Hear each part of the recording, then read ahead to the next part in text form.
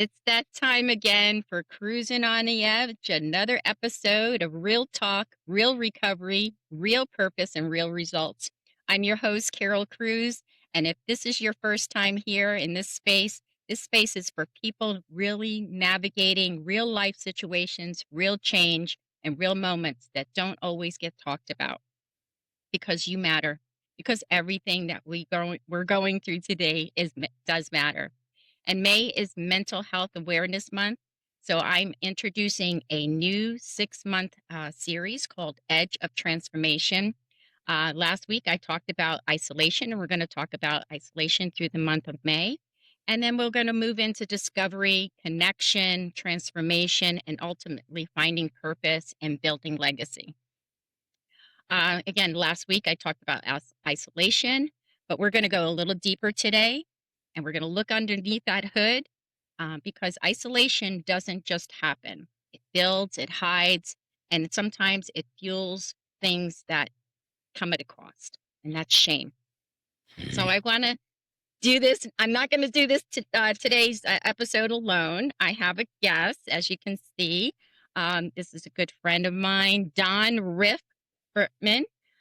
He's a person in long-term recovery since 1983, a longtime business leader, former chief development officer of Subway, and longtime radio personality host for the Pop Shop.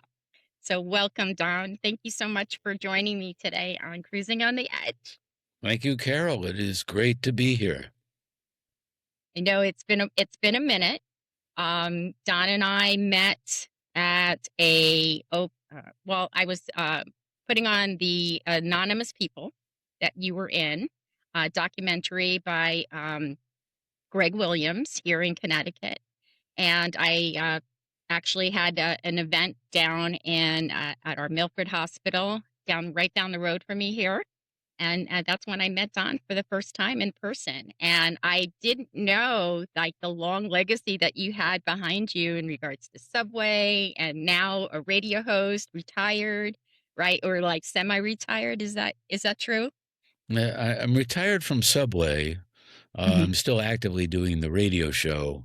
Every Sunday, the Pop Shop on WNHU 88.7 on your FM dial, streaming worldwide at WNHU.org. It's a college radio station at the University of New Haven that I actually helped to build 53 years ago. Wow. That's a legacy right there. That's commitment. That's probably bringing a lot of information to community.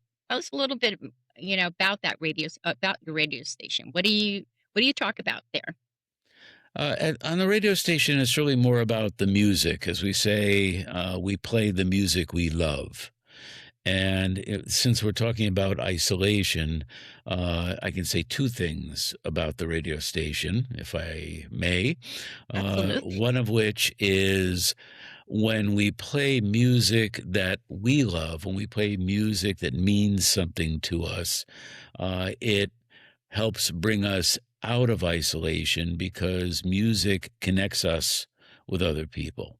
It's healing, and it's something that is very meaningful. At least it was for me, from my loneliest young existence all the way through today. Music has a special place in my life and tends to serve as sort of a soundtrack to what I do. The other thing I wanted to say about the radio station is it was back in June of 1973. It was June 4th, 1973, that WNHU first went on the air. And as I mentioned, I helped build the radio station. I was one of the founding members. But it was, when I showed up at that radio station, I was an isolated, long-haired hippie freak. Just didn't know where I was going in life. All I know was I loved music, and I loved radio at the time because that's where I got a lot of my music from. And when I heard they were building this radio station, I went up there and took up a hammer and some nails and literally help build the walls of this radio station. But it was through that opportunity that I started to make some of my first connections in my life, first real connections with people that I'm still friends with today. So that radio station helped bring me out of isolation. Mhm. But as I'll tell you during my story, it also led me into isolation. Mm. I can relate to that. And thank you so much for opening up around that in our topic today on isolation. Absolutely, music is universal, right? It has no real boundaries, and it doesn't it brings people together, but I agree it does bring us into place of isolation or solitude. For me, growing up as a biracial in a predominantly white neighborhood in Jersey, music, I was always gravitated to music because it was my way of communicating. I was in the plays at school, I was singing in the choir. Yeah, I sang for my eighth grade graduation, and people that wouldn't even allow their children to come and play with me back there in the early 70s and 80s. Um, they heard my voice and those words that came out. I sang Barbara Streisand, "The Way We Were," Wow. and it really drew people to me. I don't do much, public singing. I kind of sing in the shower like most of us and things like that. But yeah, it definitely transformed me at that point. Not knowing that, what was to come after that was, my drug use and addiction and things like that. Um, so knowing that in regards to what you've done in regards to your radio station, what's something people don't know about you that you would like them to know about you that has nothing to do with business or recovery? That's an interesting question in that my life has been somewhat of an open book. One of the things that you know about me is the fact that I was actually on a national television show called Undercover Boss, where Mm. I was acting as the boss of Subway. I was working at Subway at the time, Subway World Headquarters, and I went undercover on Undercover Boss. But during the process of filming that, I talked openly about my alcoholism, addiction, substance use disorder, however we want to frame it, and talked about recovery and what that meant to me. And that actually made an impact on quite a few people. But most importantly, it opened a door for discussion. And it created more of a dialogue around substance use disorder and overcoming the stigma that surrounds it and showing what recovery actually looks like. That somebody can be successful even though at one point they were leading a life of addiction. Mm. And because I was so open about that, I've tended to be open about just about everything that goes on in my life. So I can't think of something that people don't know because I talk about everything. I think that a lot of us, we might have hid when we were in active addiction, and we didn't want anybody to know. We thought we were getting over on a lot of people, especially our family members. We felt shame, we felt guilt.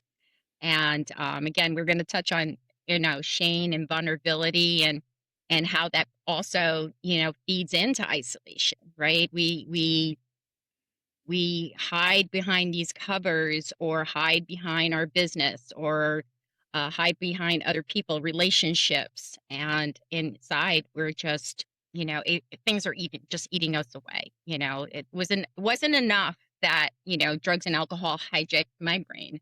It was more so that it completely hijacked my life, of building relationships, at least healthy relationships, and I attached myself to things that I knew were harmful, but I didn't know that there was a better way. And as much as I thought I was hiding, there was no hiding this, right? I was out there, and I remember living in Newark, New Jersey. I was living with a guy that I, was in a long-term relationship with, which was very, very hectic and unhealthy. And I remember someone said to me, "Well, here comes Carol. She's on a mission." I had that look on my face because my goal was to, get that drug, get that alcohol, get that numbing feeling because I didn't want to feel that the anguish of that relationship and not being successful, going to college, quitting college, dealing with my mother and my family's stuff. And I think we just keep taking on those layers to where it does hide us, right?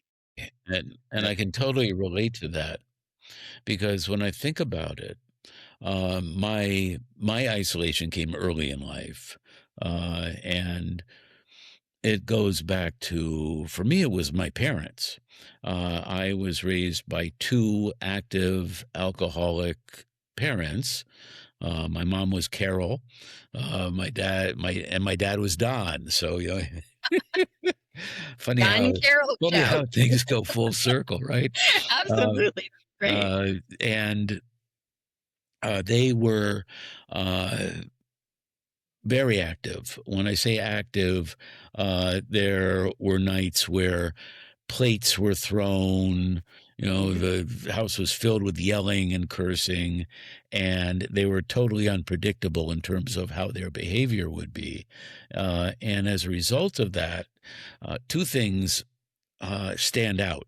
One is because of my dad's substance use, his alcoholism, he tended to change jobs a lot. And so we moved constantly every 2 years. It was a very, very late in life for me that I finally got to the point where I've lived in this house now for 22 years, but every few years I get the urge to move because that's what I did. I just kept moving. I never stayed in one place. And as a result, I never really made any permanent friends. I have maybe one childhood friend to speak of because we kept moving. So that kept me isolated. And the other thing was that because of my parents' unpredictability and the fear that it caused in me, I would never invite anyone over to our house because I never knew what was going to happen. And instead of having friends over and getting to know people and spending time with other young kids, I pretty much kept to myself. So I was very much a loner throughout my childhood. And I spent most nights going to bed and putting a pillow over my head just so I didn't have to listen to the yelling and the screaming that was going out in the living room half the time because, they were in their cups and they were out of control. Yeah. So that's how alcoholism and addiction affected me and my mental health and kept me a very isolated kid to the point where by the time I got to college, I was just completely withdrawn. I mentioned going to that radio station and picking up a hammer and nails, and that's pretty much what I did. I said, "Hi, I'm Don." And they said, "Come on in." And I picked up the hammer and nail, and I didn't really talk to anybody. I didn't really get to know anybody until this one guy, Jack, kind of came over and reached out to me. And I made a friend, and he's still my friend today. Oh. But that's the good news. The Uh-huh. bad news is once I got started with these guys, one night they invited me out with them to go to Sally's in New Haven for pizza. Good And old Sally's. back, and I'm old enough that when I was in college, the drinking age was 18 years old. Mhm. And so I could legally drink. I didn't want to drink because I knew what it did to my parents. I had no interest in drinking, but these other guys, they were all having a few beers. So I thought, I want to fit in. So, okay, I'll have one of these beers. So the quiet, long haired hippie grabbed a beer and I drank a Miller High Life. And I liked it. I thought it was pretty good. So I said, I think I'll have another one of those. And so I drank the second one, and that one was even better. So I got the third one, and that's when it happened. The third Miller. For me, it was the third Miller that I ended up chasing for the next 10 years because the magic happened. And suddenly, instead of being this isolated kid with the parents that were yelling and screaming and no friends and isolated within myself and filled with ongoing fear, suddenly I felt okay. I felt like, wow, I can talk to these guys. I'm an okay person. Maybe I'm not even very bad And maybe looking, you I'm like like, it. yeah. Wow, this is the best thing ever. Yeah. And it was that third beer that brought me out of my isolation and brought me back into society, I thought. And after that, I chased that third Miller feeling for 10 years as and I would constantly go towards it and go past it because boy, if 3 made me feel good, then of course 4 are going to make me feel better, Or and then I 5 even better, and then 10, yeah. and then 20, and then it became this ongoing game of how long can I have the feeling before I turn into a babbling mess and drive home with one eye closed, trying Mm, to see the road so I could get home making sure the and trees don't jump coming out this in close front of to you. killing myself and other people. So it was it was, when they talk about the best of times and worst of times, well, now is the best of times, but back Yeah. then it was the best of times and worst of times because I thought I found something that was going to help me. And instead, it slowly turned against me. Mm. So parallel to what you just shared.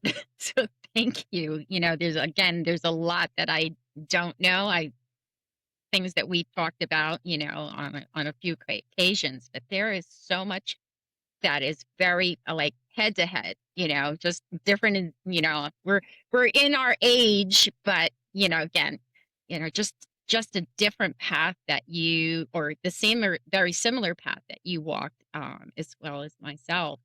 I felt the same way, that alcohol, um, people didn't care, alcohol and drugs, people didn't care what this was. They didn't care. There was no discrimination. Um, and it connected me. Uh, I don't know if it was the first or the third or the 50th. I have no idea, but I just know that I was not that shy, scared uh, child that also parents would be in the other room because my mother was an alcoholic. My stepfather was a control narcissist, and other things. I'm not going to mention here. I've mentioned it on other podcasts, and I'm actually writing it in my memoir. My relationship with both parents. And I didn't have much of a relationship with my father, but I was always told that he was a drunk. He was an alcoholic. Later on in life, I found out that from my biological brothers that my father was also illiterate. He was, from down south and lived in New York. Had uh, had a job, but his life was very complicated. especially back in that time. But having two parents, both alcoholics, like I was like, oh well, you know what? Drugs are okay. I'm not gonna be like them. And but I would hang out in the bar, I would play pool, I started connecting and I looked older. I was tall. At the time I was thinner and I looked the age, but I was 15 when I walked into a bar. I even walked into a bar with my mother, who was 2 years in recovery from alcoholism, because she didn't think, you know, that I was going to have a problem with alcohol. But what I had a problem with was isolation and who was Carol, and what alcohol and drugs did for me is made me put me into that place of pretending. I could pretend to be the singer, I could pretend to be whoever you wanted me to be. I was that chameleon. I took on what you liked about yourself. And, it's been many, many years of therapy, good therapy, that has helped me to, just uncover and discover who I am without alcohol, without relationships, just being me and being comfortable in my skin, the skin I am in. So, what is one moment of shifting, when you were in that place of isolation and, chaos and things like that? What was one thing that, or maybe several things that helped you break free from that source of isolation? I mean, when I was a kid, When you were a kid or when you stepped into recovery back in the well, 80s? I I guess there were a couple of things that happened. Certainly when I was a kid, my parents split up at some point, Uh-huh. and I ended up moving down to Florida with my mom. She, my brother and I, were living with her, and uh, she just got word, she just was going downhill. And after 4 years, we said, "Oh, let's move back with Dad. That'll be better." And all it was the frying pan into the fire. Um, but the as I said, the radio station brought me out of isolation, but got me back into isolation when I started drinking heavily. But it also introduced me to a group of folks that I ended up starting a rock and roll band with. And Is that where Rick comes from? yeah, it was actually my radio name. There was an album called In Search of Eddie Riff, and somebody started calling me, "Hey, you're Donnie Riff," and that became my air Really? name, and then it became my rock and roll name when I was in the band. So I was in a band called the Crayons. We started a band in college, and that eventually evolved into the Crayons, and this was the age of new wave. So we were, Oh, kind of a new Ramones, wave band. the Ramones, Blondie, that Yeah, type of new wave? yeah, exactly. The Cars, bands like that. The Kinks. And, so we were the Crayons, and so each of us selected a color, and then I was the orange crayon. I dressed in orange clothes. I dyed my hair orange. I drove an orange Volkswagen Rabbit, and I Wow. lived in Orange, Connecticut. Oh, So, so I was even orange where I lived. The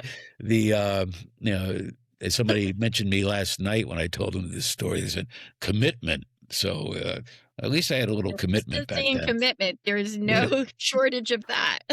So the band did. When I look back at my life, I see that each thing that happened along the way, when I saw it, it was either the best thing or the worst thing. And half the time it was exactly the opposite. So I thought the best thing is, hey, I'm in a rock and roll band.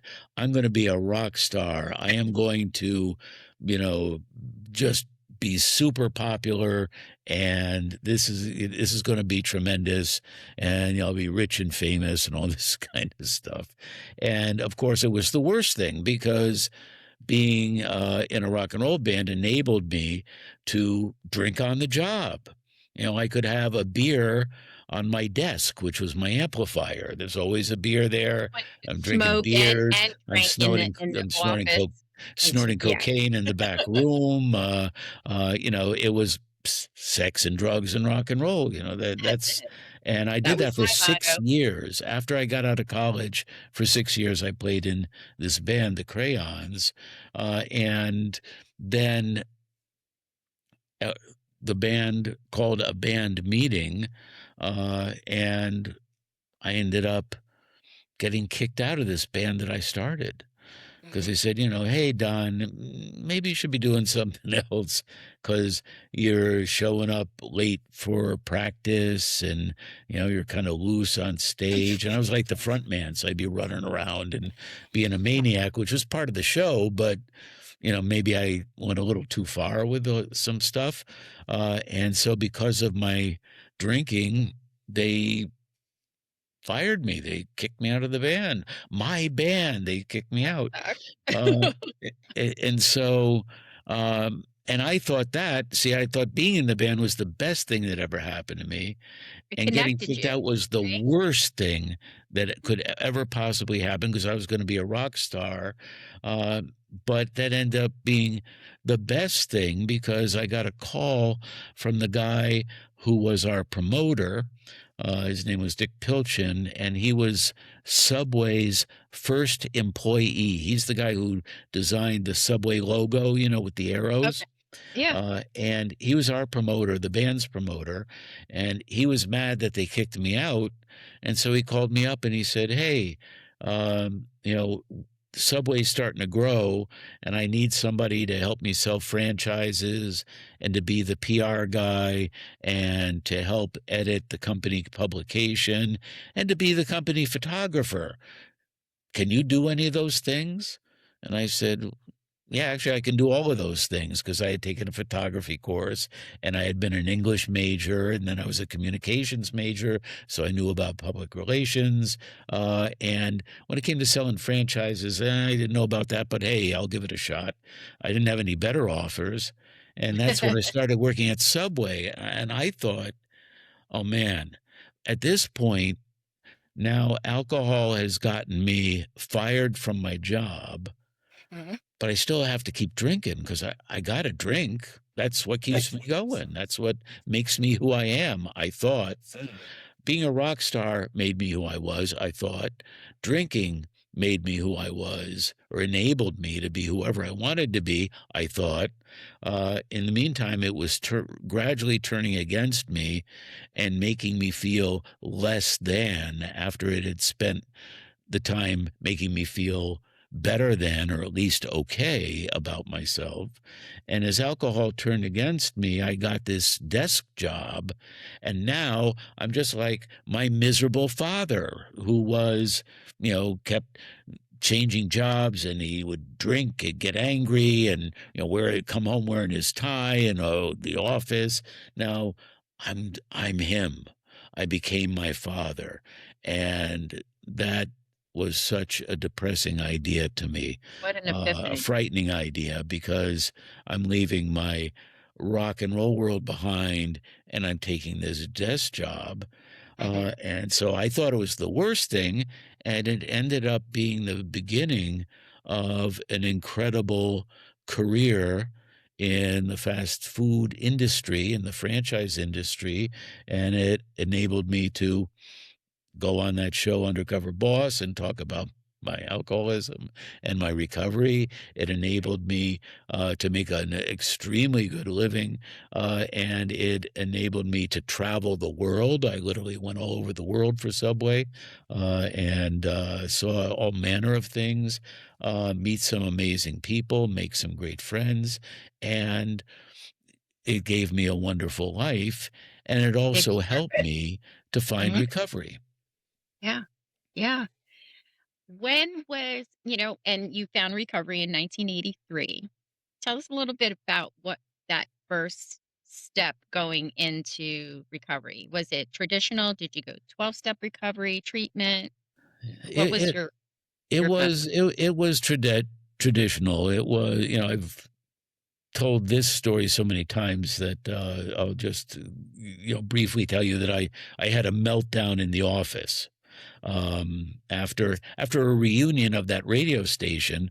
We had our 10-year reunion, and I felt like a complete failure because now I'm like my dad and wearing a tie and going to work because I've been working at Subway for 2 years at that point and hiding. Now I had to hide my drinking. I couldn't have the beer on my desk anymore. It doesn't work that way in the corporate world.